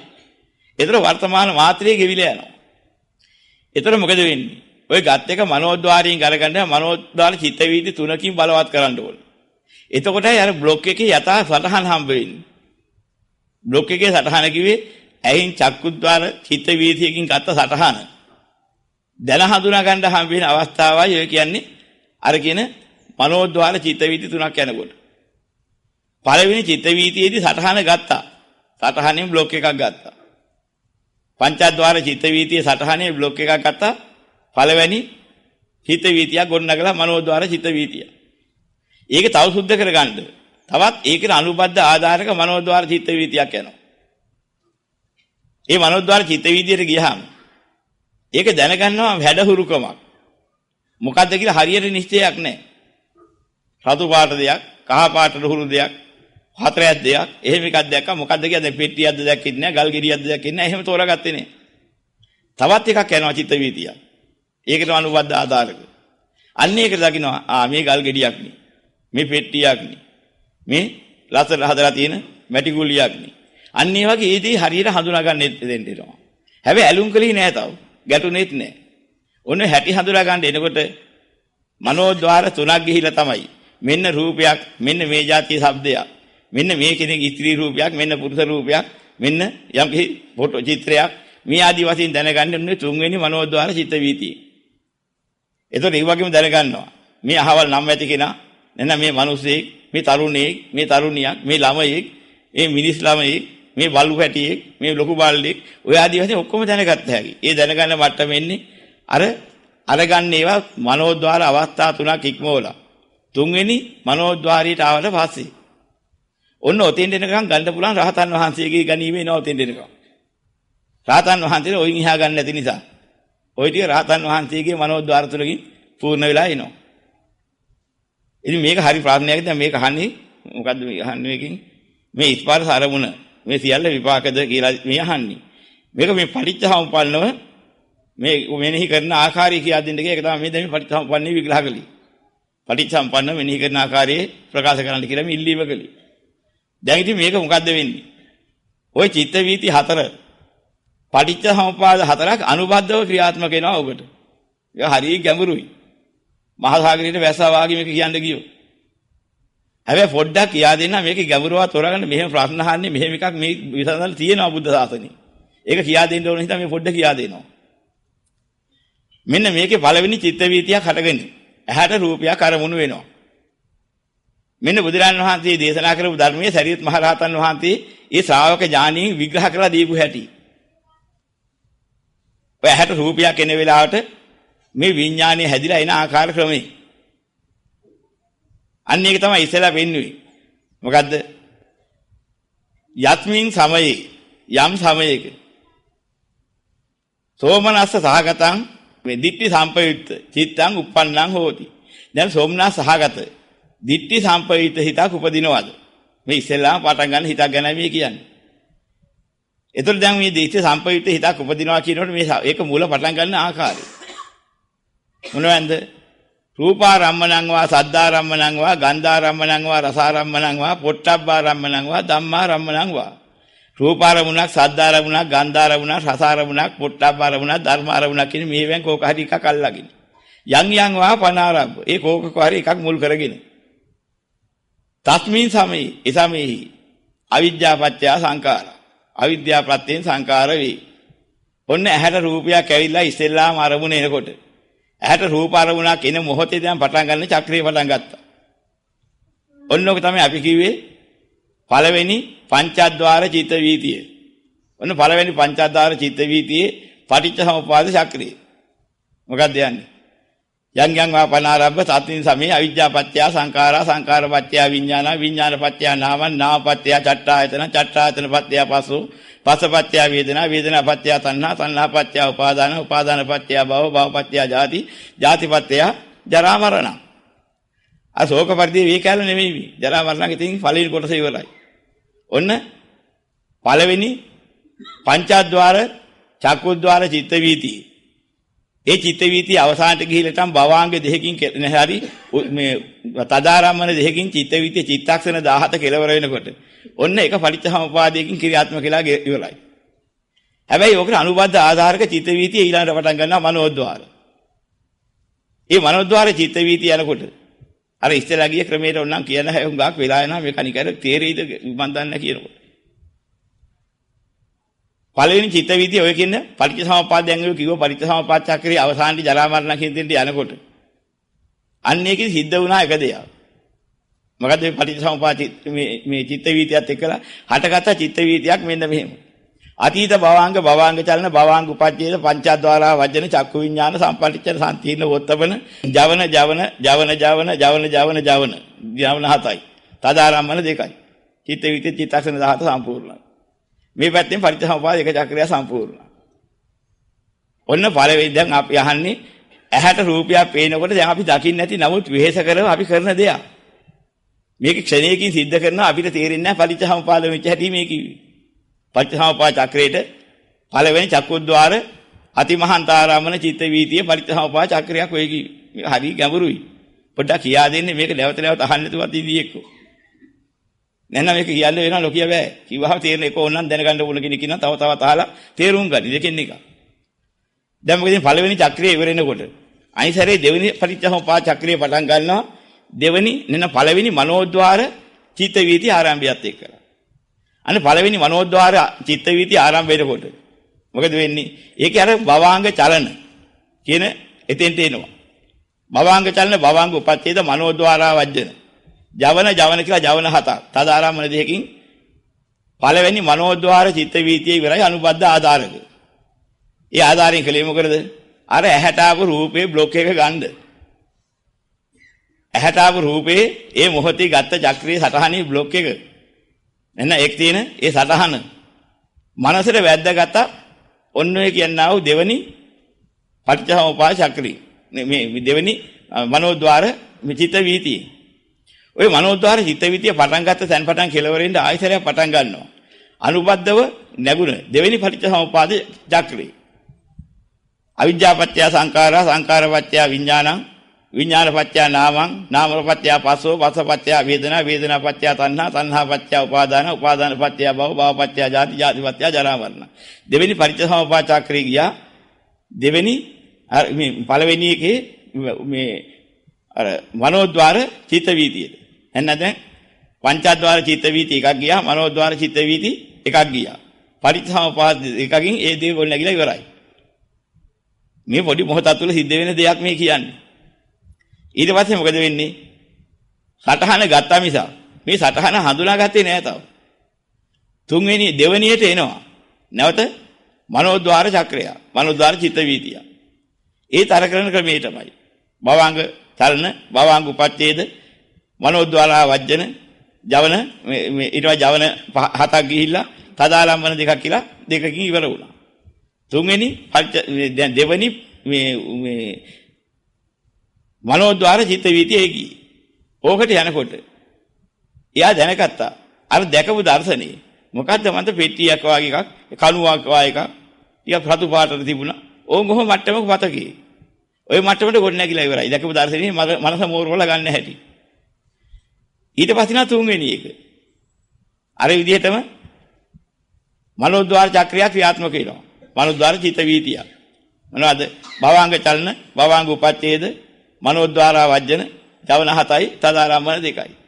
ගියා කෙලවර වුණා. ඔතන කෙලවර වෙනකොට මම මේ දැක්කේ ආවල් જાතියේ රූපයක්. ඔන්න ඔතෙන්ද රූපේ ඇලරුව ස්වභාවය තවරාගත්ත හඳුනාගත්තා. ඔන්න ඔක හඳුනා ගන්නකොට මොකද උනේ? අර අපි ඉස්සෙල්ලා කිව්වේ අර මේ චක්‍ර දෙකක් අපි කිව්වා. දැන් තුන්වෙනි එකේ චක්‍රය කිව්වේ නෑ. අර පෙට්ටියක් වාගෙන කණුවක් වාය එකක් වෙනවා මොකද්ද දන්නේ නැහැ කියලා සැකවූ සතුව මොකක් හරි කියලා දැනගත්ත එකේ පටිච්චසමුප්පාද චක්‍රය. මේ මට්ටමේ ගොඩ නැගුණේ කොහෙන්ද?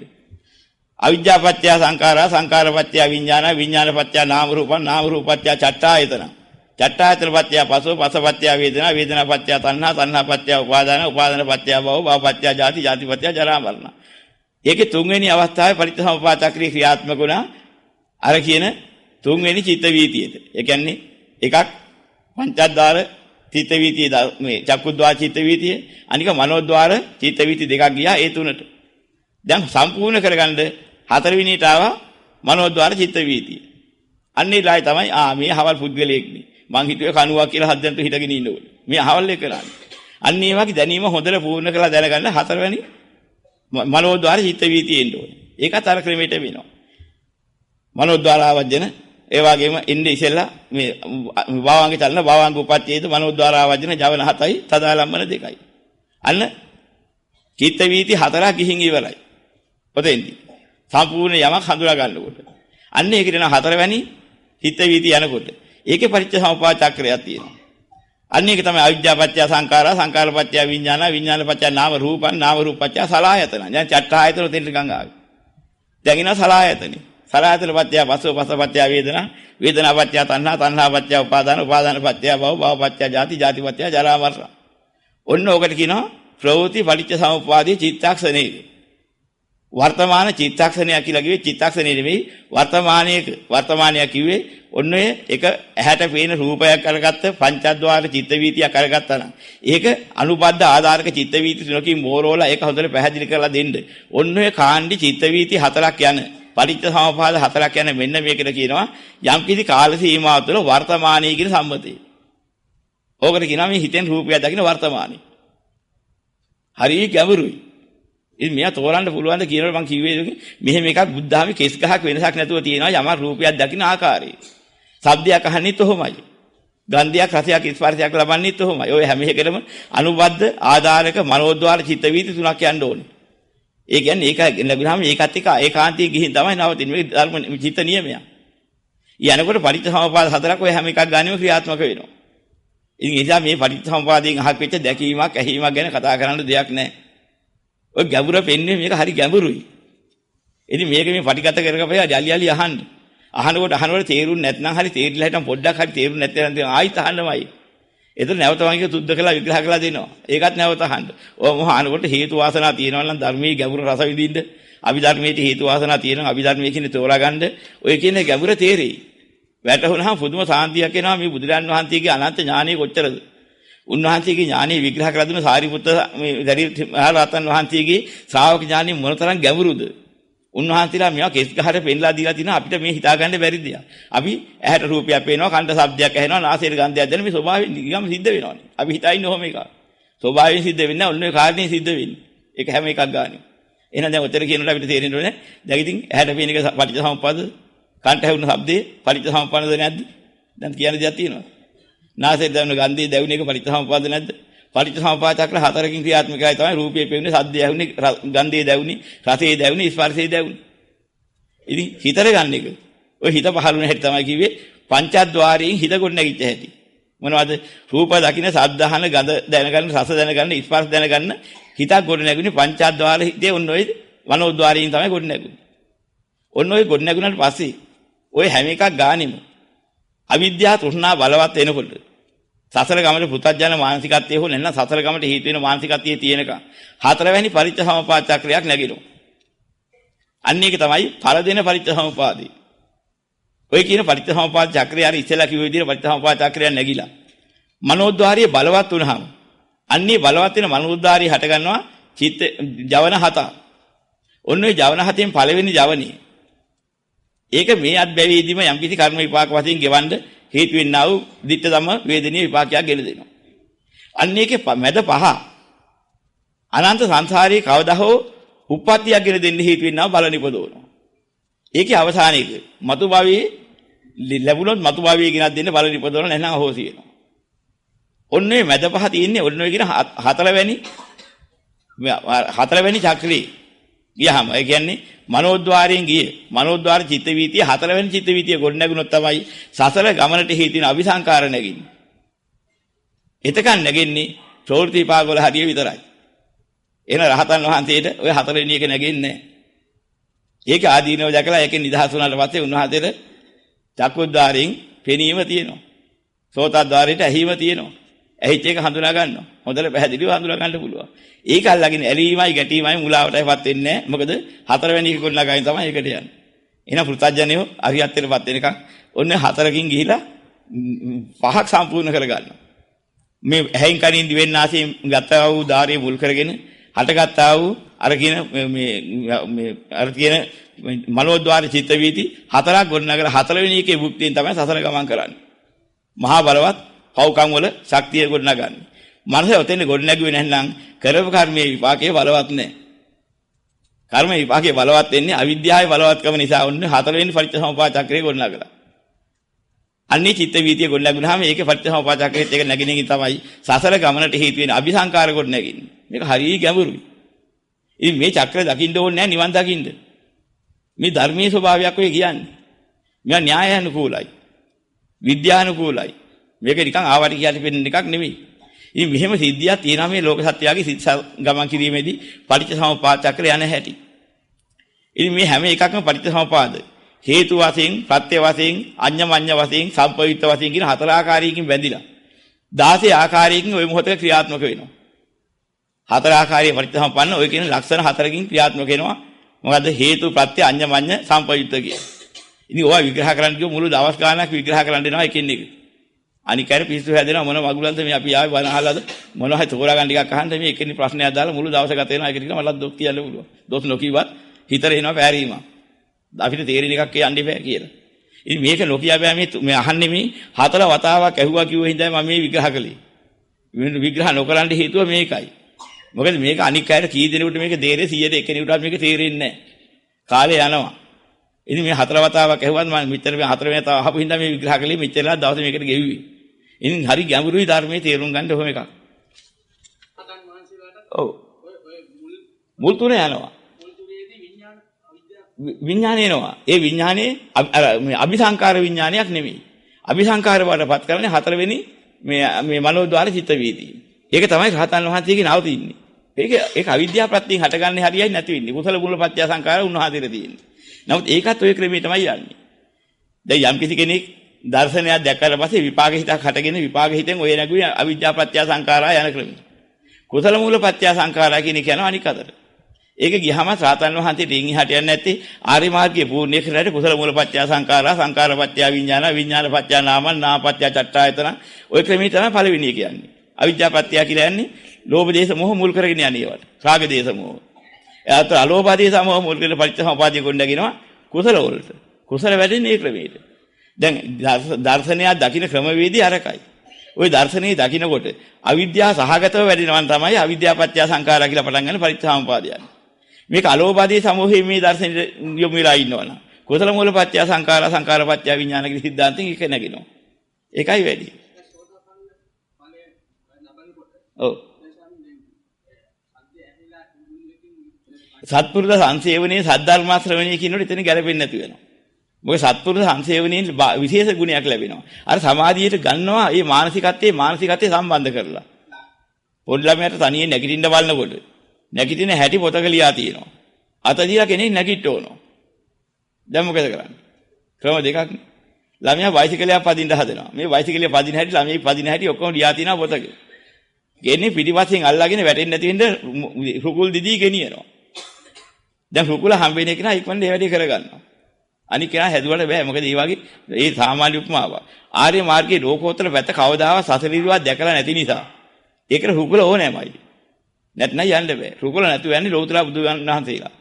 අනන්ත පාරමිතා බලයෙන් තමයි උන්වහන්සේලා අනුගේ ආධාරයක් නැතුව පරපත්ති රහිතව යන්නේ ස්වයම්බු ඥාණයෙන් ඒ ධර්මයේ ගන්න. අනික කෙනෙකුට ඒ ඥාණය නෑ. අර කියන ශක්තිය අවශ්‍යයි. පරපත්ති අවශ්‍යයි. අනඤ්ඤ තඤ්ඤා සාමීති ඉන්ද්‍රිය කියලා අම්තිරකෝකේ දෙක. ඔන්න 4 වෙනියට එන අර මනෝද්වාර චක්‍රේ භවාංග චලන භවාංග උපච්ඡේද කියන තැනක් එනවා. ඔන්නේ උපච්ඡේද කියන තැනදී භවාංගයේ දකින්න. කියන්නේ භවාංගයේ මනෝද්වාරේ. භවාංග උපච්ඡේද කියන තැනදී විවෘත වෙන්නේ මනෝද්වාරයට. මනෝද්වාරයේ විවෘත වුණා. සටහන එනවා. ඒ සටහන විවෘත වෙලා ඉවර වෙනවා. ඊට පස්සේ ඒක ගත් එක ආවර්ජන කරනකොට ආවර්ජනට ගෝචරලා හිටම පේනවා අන්න භවාංගයේ ඇතුලේ තිබිච්චා. මනෝද්වාරයේ ඇතුලේ. අපි මෙච්චර කල් කරපු කර්ම ශක්තිය කොහෙද තියෙන්නේ එහෙම කියලා අහන්නේ. ඔන්න ඔතනින් සිංගලා බලන්න ඕනේ. අන්න ඒතර පේනවා ඉන් ඇතුලේ.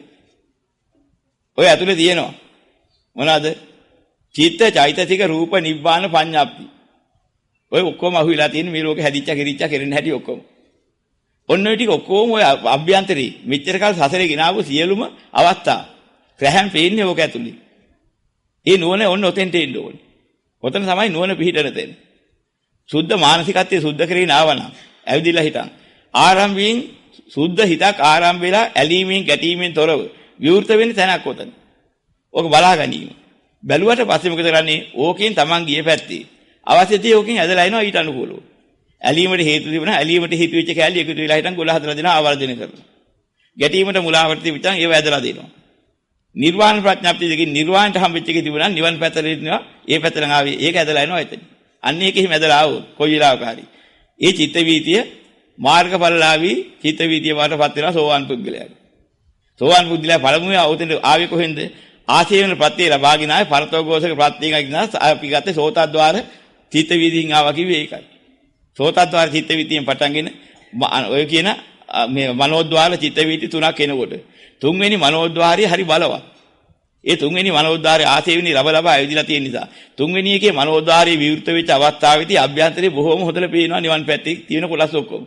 නැ රාගයෙන් සත් වෙලා ද්වේෂයෙන් දැවිලා මෝහයෙන් මුලා වෙලා ඒ කාලේ ආපු සසර ගමනේ හැටි. ඒ වෑදි විඳ දුක් කරදර එයා මෙනෙහි කරන ක්‍රමයේ හටාවේ ආවේ ඒක නා ඒ අනුව දකින්න. ඒතර මම මෙහෙම ඉඳලා තියනවා නේද? මෙහෙම දුක් විඳලා තියෙන ගැඹුරට આવොත් එහෙම දකින්න. දැක්කට පස්සේ මොකද වෙන්නේ? අනිත් සාරාත්වයක් කියන එක තිබිලා නැහැ නේ හිටපු එක අත්බැවකවත්. ඔය අසෙන් පේනවා. ඒ දකින්න හැටි. දැන් අපි හිතමුකෝ අපි පුංචි හිලක් තියෙන සිද්‍රාවකින් යම් දියක් අහස දිහා හරි බැලුවොත් විශාල අහසක් අර පුංචි සිද්‍රාවෙන් බැලිය හැකියි. අන්‍යයක මනෝද්වාරයේ පොඩි සිද්‍රාවකින් වාගේ හැදුනහම ඔය තුලින් අභ්‍යන්තරයේ අතීතයේ ඉඳන් ආපු හැටි අනාගතයේ ගොඩනැගෙන්න සකස් වෙලා තියෙන හැටි වර්තමානයේ ක්‍රියාකාරීත්වයන් ක්‍රියාත්මක වෙන හැටි මේ සියල්ලම අර සුද්ධ මානසිකත්වයට ගන්න පුළුවන් තැනක් ඔතන. ඕකට කියනවා සුද්ධ මනෝද්වාරය කියලා. සුද්ධ මනෝද්වාරය කියන එකට ගන්න පුළුවන් ඕන දෙයක්. හැබැයි ඒක හොඳේවත් ගන්න නරකේවත් ගන්න පුළුවන් තැනක්. ඕක තමයි පවස්සල මිදම් විකවේ චිත්තං ආගන්තුකේන උපකිලිටේන උපකිලිටං කිව්වේ. ආගන්තුක උපකිලිසෝනේ කිල්ටි ගන්නොත් එහෙම අවිද්‍යාවපත්යෙන් ආපගෙන තවත් අවිද්‍යාවෙන් නම් ඉන්නේ. යනවා කිල්ටි අරගෙන ඉතින් ගියාට. ඒතකොට යාර ජවන මත වෙනවා මිසක් සුද්ධ මනස මත වෙන්නේ නැහැ. සුද්ධ විලා තිබුණා නම් එහෙම සෝවාන් ඵලයට එන්නේ මානසිකත වැඩිලා තිබුණා. එතනින් ජවන හත යනවා වෙනකොට හැදෙන්නේ පරිකර්ම ජවනයක් එනවා, උපචාර ජවනයක් එනවා, අනුලෝභ ජවනයක් එනවා, ගෝත්‍ර වූ ජවනයක් එනවා. ඊට පස්සේ මාර්ග ජවනයක් එනවා, ඵල ජවන දෙකක් එනවා. නැන තුනක් එනවා, භවංග වෙනවා. චිත්ත වීති අවසන් වෙන මේ සෝවාන් වෙලා ඉවරයි. ඉතින් සෝවාන් ඉර ඔතෙන් දෙනකන් අවශ්‍ය සියලුම රැකවන්න හදලා දුන්නේ අර සෝතද්වාර චිත්ත වීතියෙන් පටන් ගත්ත ඒතන පටන්ගෙන මනෝද්වාර චිත්ත වීති දෙකකින් ආරම්භ කරලා තුන්වෙනි එක ඕනලා දුන්න ශක්තියෙන් තමයි අර මනෝද්වාරي සුද්ධ මනෝද්වාරي විවෘත කරලා හැඟීමට අවශ්‍ය ශක්තිය ලබා දෙන්නේ. අන්න එතන තමයි අනඤ්‍ය තඤ්ඤාස්සාමීති ඉන්ද්‍රිය කියන ඉන්ද්‍රිය පහළ වෙන්නේ. එතන ඉතින් මොකද්ද? න අඤ්ඤත අඤ්ඤ අස්සාමි ඉති ඉන්ද්‍රිය. පද බෙදෙන ක්‍රමයක් තියෙනවා. ඔය තනි පදේ බෙදෙන්න ඕනේ. න අඤ්ඤ අස්සාමි එහෙම න අඤ්ඤ න අඤ්ඤත අස්සාමි ඉති ඉන්ද්‍රිය. අඤ්ඤා කියලා කියන්නේ බුදුරජාණන් වහන්සේ අඤ්ඤා කියලා වෙන්නේ වල සරියුත් මේ මුගලන් හාමුදුරුව සෝවාන් ඵලයටපත් වුනහම අඤ්ඤා කොණ්ඩඤ්ඤ කියලා මේ ප්‍රකාශ කළා කියලා වෙන්නවා. ඔන්න අඤ්ඤා කියලා කියන්නේ මොකද? දැන් ඔහු බලාපොරොත්තුව හිටියා යමක් දැනගන්න. දැනගත්තට පස්සේ ආයෙත් දැනගන්න ඕනේද? එක සැරයක් නුවණින් දැනගත්තා. අත්දැකීම් සහිතව. ඒ අත්දැකීම් සහිතව දැනගත්තා නම් මට ආයෙත් ඒක දැනගන්න ඕනේ. ඉතුරු වෙනවා දෙකක්. ඥා කරලා ඉවරයි. දැන් අඤ්ඤා වුණා. ඒක ගැන ආයෙ හොයන්න යන්න ඕනේ. ඒ නෝනේ දෙපාරක් පහල කරන්න ඕනේ. අන්න ඉතින් තාවහා කියනවා අඤ්ඤා. න අඤ්ඤා අනඤ්ඤ තඤ්ඤාස්සාමිති. න අඤ්ඤාත අස්සාමි ඉති ඉන්ද්‍රිය.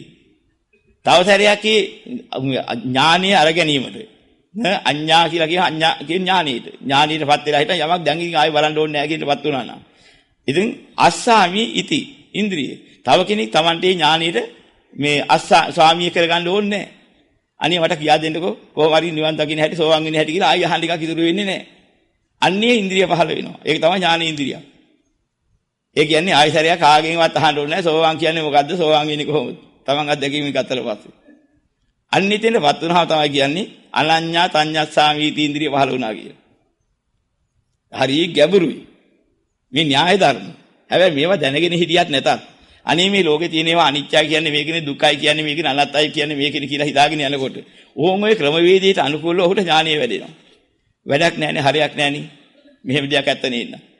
මේ වගේ ලෝකයක හාරත්වයක් නැහැ. මොනවල්ලන්නද? මට නෑ වැඩක් නෑ කියලා තේරුණා. මොකද්ද උනේ? ඔන්න ඔය චිත්‍ර සිද්ධාන්තය තමයි සිද්ධ වෙලා තියෙන්නේ. සිද්ධ වෙලා තියෙන්නේ වෙන එකකින් නෙවෙයි. සෝවාන් වෙලා තියෙන ඔය සිද්ධාන්තය අනුව. වෙන එකකින් වෙලා නෑ. කවදා හරි බැලුවාට පස්සේ විග්‍රහ කරලා බැලුවොත් Taman සෝවාන් වෙලා තියෙන්නේ ඔන්න ඔය සිද්ධාන්තයෙන් ගිය ක්‍රියාමාර්ගය තුලින්. ඒක දැනගන්න ඕනේ නැහැ සෝවාන් වෙන්න. බත් උයාගෙන කන්න අම්මා බත් උයලා දෙනවා. දරුවා කනවා. දරුවා වත් කාලා වල පුරවා ගන්න බත් උයන හැටි දැනගන්න ඕනේ නැහැ. ඕන්නම් දරුවට පස්සේ කාලෙක ඕන්නම් පුළුවන්. කොහොමද මේ බත් උයන්නේ කියලා බත් උයන හැටි අහලා ඕන්නම් දැනගන්න. දැන් ළමයා බත් කන්නත් පුළුවන්. බත් කාලා වල පුරවා ගන්න ඉදත් පුළුවන් අදත් පුළුවන්. දැන් ඕන උයලා බත් හදලා බත් කාලා වල පුරවා ගන්නත් පුළුවන්. එහෙම නැත්නම් උයන්නේ නැතුව කවුරුත් උයේ කාලා වල පුරවා ගන්නත් පුළුවන්. නව කවුරු උයන කෑවත් අර ලිහාල් ටික කරලා හොදලා ලිපේ තියලා ඉතින් බෙන ගන්නට සම්බලා ගිනි දාලා සම්බලා ඔක්කොම වතුර වැස්සාම නිය විදිහට අරගෙන පදම අරගෙන එහෙම තමයි බත් හැදුවේ. තමන් අනුන් හදවපත් කෑවත් එහෙම හදපු එක තමයි කාලා තියෙන්නේ. තමන් හදාගෙන කෑවත් ඒ ක්‍රමයෙන්ම හදාගෙන කන්නේ. ඉතින් මේ ක්‍රමයේදී ඊට පස්සේ ආයතරයක් ඕනේ නැහැ. දෙවෙනි අවස්ථාව සකෘදාගාමීනේ ওই ක්‍රමය. දැන් තමන්ගේ අධ්‍යාත්මීය සත්‍යය දැකලා තියෙන්නේ. අනුගේ පිළිසරණක් ඕනේ නැති නෝන පහළලා තියෙනවා. අනිත්‍ය බව ඇත්ත වශයෙන් දැකලා සැක නැහැ මොකුත් නැහැ. දුක්ඛ අනාත්ම කියන එක හරියට දැකලා තියෙනවා. ඒ වගේම අසාරත්වයේ දැකලා අත්හැරීමෙන් වැළලි විදිහට සාන්තිය අත්දැකලා තියෙනවා. පළවෙනි අත්දැකීම. දැන් තියෙන්නේ මොකද්ද? ඔන්නේ අත්දැකීම සිහි කළා දෙවෙනි අවස්ථාවපත් වෙන්නේ. ආයතරයක් වුණා පුළුවන් මනෝද්වාරා වජන එතනම තියලා මනසින්ම ගිහිල්ලා දැන් භාවනාවට යන්න පුළුවන්. අන්න භාවනා පහතක් බය වෙතනි. දස්සනේ ඉන්න පහතක් ඉතිලා ගත්තේ ඔය විදිහට. දැන් භාවනාව කළේ නම් පුළුවන් රූපානිච්චයි වේදනානිච්චයි ඔක වඩනවා ආයතරය. වඩනකොට දැන් කවුරුවත් ඕනේ නැහැ පිළිසරණක් ඕනේ නැහැ. අන්න අර ඥානිය වැඩිලා කොයි වෙලාවක හරි බලවත් වැඩිච්ච වෙලාවට. අර ක්‍රමීටම චිත්ත විතිරිය පහළ වෙනවා. ඒතකොට පංචද්වාර චිත්ත විතියක් අවශ්‍ය නැහැ. මනෝද්වාර චිත්ත විති තුන පහළ වෙලා හිටන් ආයතරයක් ගැඹුරට දැකලා. එතනින් දැක්කත්තාම දකින්නවා ඊටතර අර චතුරාර්ය සත්‍ය දකින්නවා ගැඹුරටම. දැකලා හිට යනකොට ඔකට අඤ්ඤාවී ඉන්ද්‍රිය. ඊට පස්සේ අඤ්ඤාවී ඉන්ද්‍රිය කියලා එකක් හැදෙනවා. අනඤ්ඤ තඤ්ඤාසාමීති ඉන්ද්‍රිය සෝවාන් ඵලයටපත් වෙලා එතන ඇදිලා. ඊට පස්සේ තවත් ඥානියෙන් දැක්කට පස්සේ දැක්ක හරියක් ආයි දැනගන්න ඕනේ අඤ්ඤා. ඒකේ ඉන්ද්‍රියෙන් වීගෙන යනවා. කොහටද? අරිහත් ඵල මාර්ගයේ අවසානයේට යනකම් ගිය හැකි. කාගේවත් දැනගන්නේ නැතුව තමන්ම දැන නැවතත් දැනගත්ත එක ආයි දැනගන්න ඕනේ අඤ්ඤා වෙවි යනවා. ඊළඟට මොකද කරන්නේ? අක්කෝමත්තල ගියාම ඥානයේ කිය දැනගැනීමේ තියෙච්ච දැන් බලාපොරොත්තු මන්නේ තව දැනගෙන ඉවරයි. කලේ සියල්ල කරලා ඉවරයි. මේ දිහා දැනගන්න දෙයක් නැහැ. දැනගත්තාම අඤ්ඤී වුණා. රහතන් වහන්සේට අඤ්ඤී ඉන්ද්‍රිය. ඔහුගේ ඉන්ද්‍රිය තුන ලැබෙනවා රහත් ඵලය වෙනකොට. අනඤ්ඤා තඤ්ඤාසාමීති ඉන්ද්‍රිය සෝවාන් ඵලයේදී ඥානිය ලැබෙනවා. අඤ්ඤා වීන්ද්‍රියෙන් පූර්ණ කරගෙන යනවා ගිහින් එකින් එක නැවතත් දැනගන්න ඕනේ දැනගත්ත හරිය. ඔහොම ගිලා පූර්ණ කරපු දාට සියලු දැනගත්ත නම් ආයි අඤ්ඤී වුණා. යන ආයතරේ ඥා කියන එකේ නෑ දැන්. ඥා කියන එකේ තියෙන අය තමයි මොකද්ද? කවුද? කොහෙද? මොනවද? කොච්චර හරි දැනගන්න බලාපොරොත්තු වෙන්නේ. අන්න ඒක තමයි අපි කිව්වේ රහතන් වහන්සේ වෙන්නේ දැනගන්න බලාපොරොත්තු ඉවර කරලා ගහනවා අඤ්ඤී වුණා. උන්වහන්සේට මොකද දැනගන්න ඕනේ? හිතවත් ගන්න ඕනේ. අන්න ඉතින්ට ආව. ඔන්න රහත් වෙන්න එකයි යන මාධ්‍යය. දැන් ඔය සංග්‍රහය අහලා ඇති. මේන් එහා දන්න කෙනෙක් ඉන්නවා නම් අභියෝග කරලා ඉදිරිපත් කරන්න මේ සංවාදයකට මම කවුරුක සංවාද කරන්නද? මට සංවාද ඕනේ නැහැ දැනගන්න ඕනේ පිළිසල මම කියා දෙනවා ඔන්න යන හැටි. රහත් ඵලයට යනකම්. ඔක තේරුම් ගන්න විදිය. මෙතෙක් දහම් ඇහු සෑම සියලු දෙනාම අප්‍රමාදව මේ දහම් තුලින් ලෝකේ බලාපොරොත්තු වෙන්න එපා. නිවන බලාපොරොත්තු වෙන කටයුතු කළා අප්‍රමාද නිවන් දකින්න අදිෂ්ඨාන කරගන්න සෑම සියලු දෙනාට යහපතක් වේවා.